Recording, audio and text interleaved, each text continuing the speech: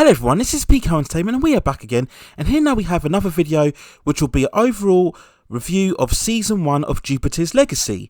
Now there may be spoilers in this review, so beware. If you haven't yet caught up with the entire series, you can go over to Netflix and catch up with the entire episodes and then come back to this review. So we will be talking about the show in depth. Now Jupiter's Legacy is the latest superhero television series produced by Netflix, and it was created by Stephen S. DeKnight. It is based on the original comic book series created in 2013 by Mark Millar.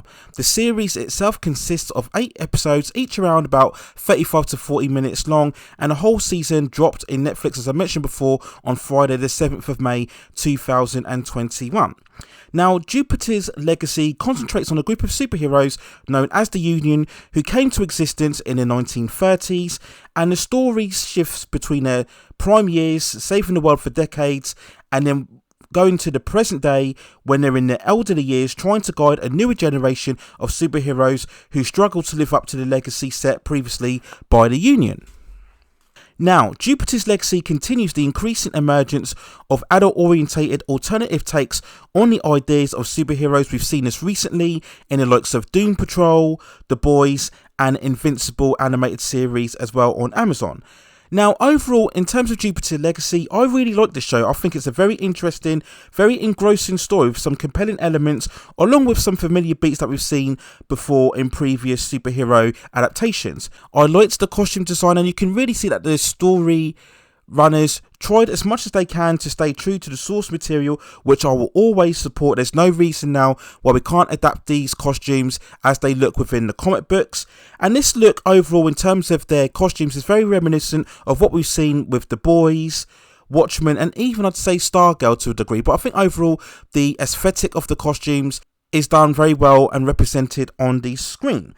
The overall tone of the story is played very serious, which is good. I like the fact that we focus on superheroes trying to be good and striving to meet the hero standards referred to throughout the season as the code, and saving the world in the right way. This is a bit refreshing given the multiple deconstructive takes that we've seen recently in terms of superhero media. But this narrative isn't all brightness and sunshine, as we see the young characters in particular struggling to uphold the code and others who simply don't believe in it. And we actually ask the question of whether the code is still in touch with today's society. Are the superheroes actually less effective in their roles by trying to stick to this code? So there's lots of depth in themes that they cover within this aspect of the storytelling. We cover similar themes of superheroes being out in the open and how their actions in everyday life affects the perceptions of the hero within society. Again, very similar to what we saw within The Boys. We get those typical traits of fractions between parents and teenagers who really struggle to get to grips with their superhero destinies, many times going against the advice of their parents' lessons.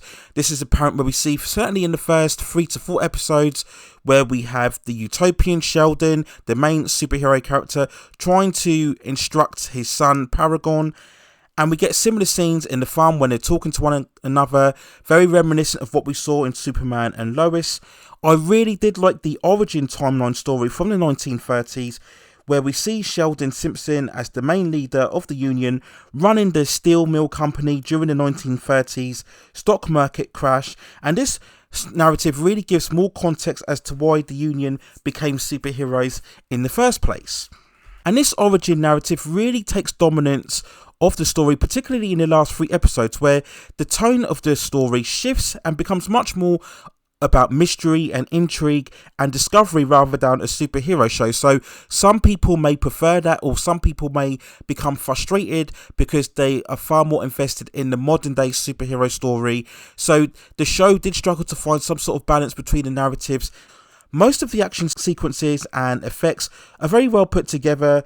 There are some moments of clunkiness in the fight scenes in particular. They're not as well seamlessly coordinated as what we've seen in previous adaptations, but the majority for the most part worked out quite well. The standout sequence without question is at the end of the first episode, where we really get a spectacular group battle against the main villain Darkstar. This sequence was handled very well and very well executed and staged. Now, in terms of the performances from the cast, I did like a lot Just Duhamel's performance in a central role as Utopian or Sheldon, the main leader and the most powerful member of the Union. In the current timeline, he has this very weary, troubled presence as he struggles to reconnect with his son and his daughter and still uphold the superhero code. I'm really interested in his role during the origin story, where we see Sheldon traumatized by the death of his father and seemingly descending into madness as he comes to grip with what happened in terms of the company. So it's a really strong performance from Joss in the lead role. Leslie Bibb does very well as Sheldon's wife Grace, who takes on the identity of Lady Liberty, and she too is amongst one of the most strongest members of the Union, and she's generally supportive of Sheldon and it is holding of the code, but over time she starts to question whether the code is still relevant and whether there should be more changes made.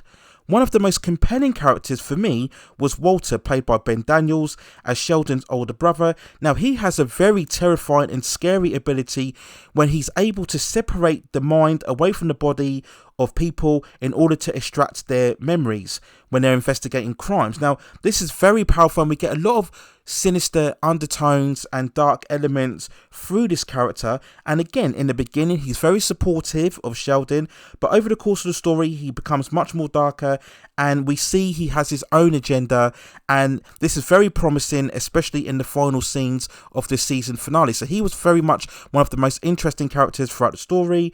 We have Matt Latner as George, or Skyfox, and he is really more prominent in the 1930s origin story, initially as Sheldon's best friend, part of the Union, before later on afterwards he eventually turns against the group. Now, this is one aspect I was very disappointed in, because I think we really needed to see that. We needed to understand why exactly he turned.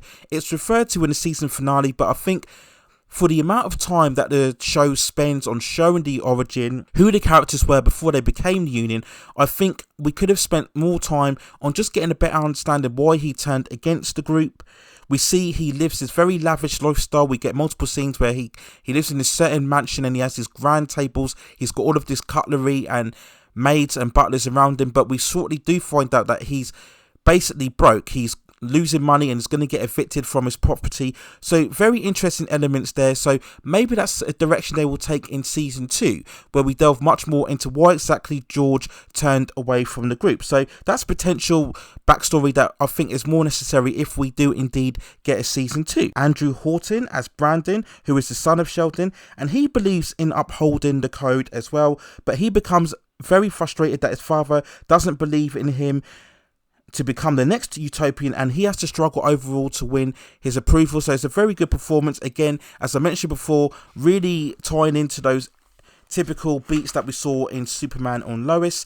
And the role of Brandon is very much a stark contrast to what we see from Chloe, who is far more rebellious and troublesome. We see her treating the more superhero identity as celebrity's lifestyle. We see her doing all of these model shoots, and she's really living the crazy, rebellious lifestyle. She's always going out on nightclubs, binging on drink and drugs, and going against her father at every turn, not really listening at all to his lessons or his advice.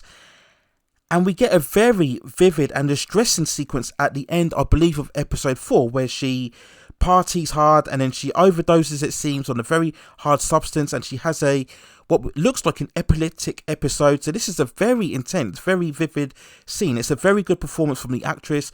Her name is Elena Kampararis, I believe. So it's a very strong performance on her within the role. And we also have Ian Quinlan as Hutch, who is the son of George, I believe. I was a bit disorientated by that, because we get another character later on, we show the origin, who gets the teleportation rod that Ian uses later on, but yet he's the son of George. So again, that wasn't very clear. I think we needed a bit more explanation as how he was, and maybe he took whatever lessons from his father. He seems to be carrying on his father's work, so we needed a bit more development in exactly what his end goal was. So maybe for season 2 we'll get a bit more introduction in that front.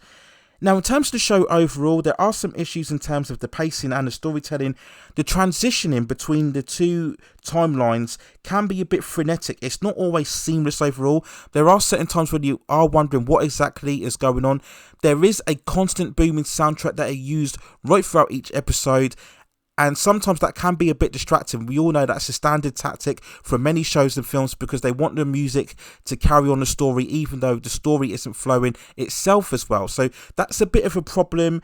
And again, sometimes they didn't strike quite the balance right between the two timelines. So maybe that's something they can really look to produce over and improve upon on season 2. Some of the pacing in terms of the action as well just needs to be refined. Some of the fight scenes and the editing within it was a bit clunky. Now, whilst I really enjoyed the 1930s origin, it did seem to overtake the current timeline, and that came a bit sidelined overall, and particularly the final battle against Darkstar, which comes across as a little bit flat in the finale overall. It's almost wrapped up too quickly, and it's very contained. I mentioned before we had the first battle, which is in this open field area, but the second battle in the finale is in this closed in warehouse type of area, so it just felt a bit underwhelming, that spectacular battle in the first episode. We should have got something very similar in the finale, but there is a certain point when the show seems a bit too interested in the origin story rather than what's going on in the current timeline. Now,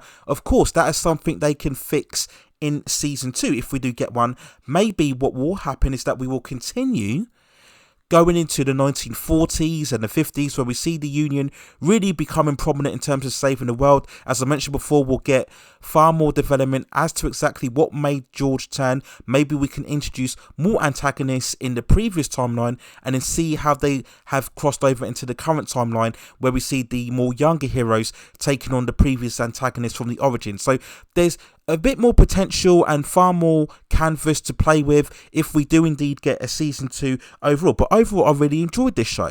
So if I had to give an overall score for Jupiter's Legacy, I would give it a 7.9 out of 10.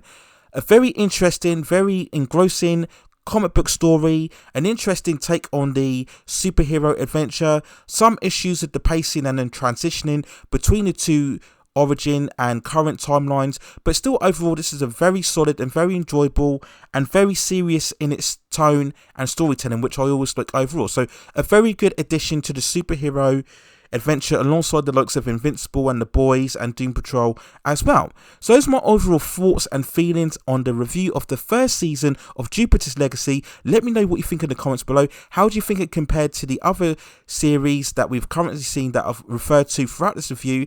Do you think it holds its own? Do you think it's superior? Do you think it's inferior?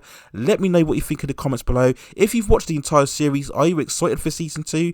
As to this point of doing this review, I haven't had any announcement as to whether they will do a season 2. Normally these are announced shortly after the season airs, so I'm pretty sure we will hear in the next 2 to 3 days a certain announcement as whether we will continue with season 2.